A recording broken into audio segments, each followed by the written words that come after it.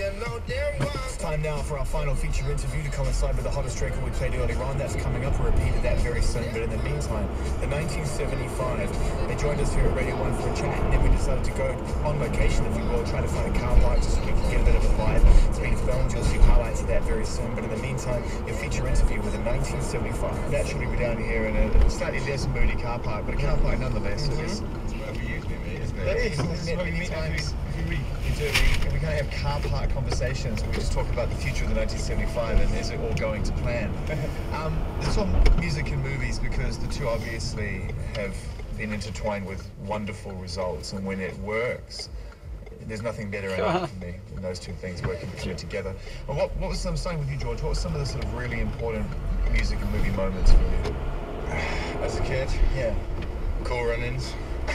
Dude, don't even joke. That's big in my house right now, that movie. No, that was just, that was like my favourite film. I see a badass mother that don't take no crap off the nobody once again. Watch out, guys, because not only are you about to get run over, but also, watch out, but you're about to spark a Cool Runnings phenomenon again with your fan. It's a huge movie. Anyway, you know what? In all seriousness, that was the first time I heard a New Jack Swing beat. Yeah.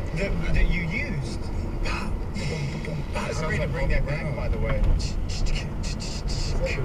We spoke about this the other day, like, because we were talking about music from film and like kids, like The Lion King.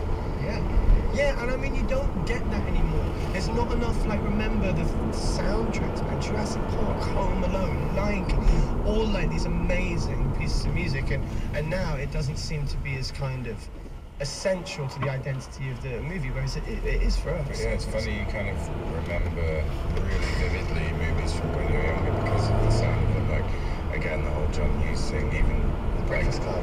And even later films, like for me, like Beethoven and stuff like that. Yeah, well, that's John Williams as well. Yeah. And then let's talk about, obviously, Tarantino, who ushered in a whole new era. I mean, this was a guy who really took music and he kind of made the soundtrack, not necessarily the score, but the soundtrack bespoke, which was a new angle. Before you would get music that was kind of scored to a film, or you would pick songs that would kind of fit in scenes or whatever.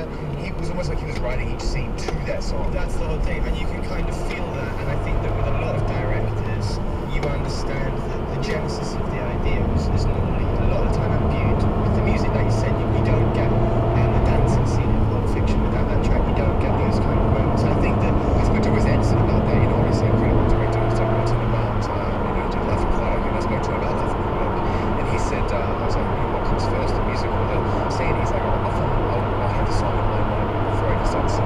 It's like that bit where I think it's Bill Murray is running on the deck of Life Aquatic and it's the Stooges. He's like, that song, then that's... It's the same in, like, talking about Bill Murray. If you look at a movie, like, I always reference Lost in Translation.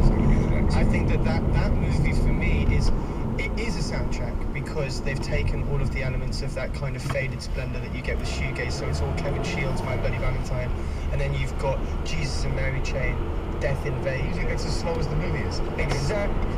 The whole thing of aggressiveness of the sound.